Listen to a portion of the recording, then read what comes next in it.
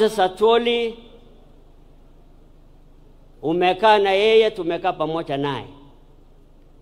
Na si mtu rahisi sana, unajua yeye party iko na nguvu mingi. The last time nilijua yeye alikuwa na watoto 18. Your Excellency, is very important. Ujue ni mtu ya nguvu sana.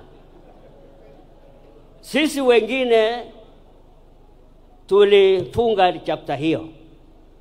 Lakini ukiona yeye hivyo bado iko na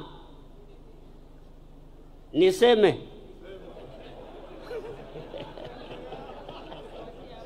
yeye bado iko na ile mama ya mwisho yang. So mtu kama hiyo, Your Excellency, si mtu rahisi sana. I thought mngepika makofi upande hiyo. Bana rahisi. Kwa hiyo nashukuru kwa kazi yako. Hiyo kuendelea hivyo, uendelee, lakini tusaidia wafanyakazi.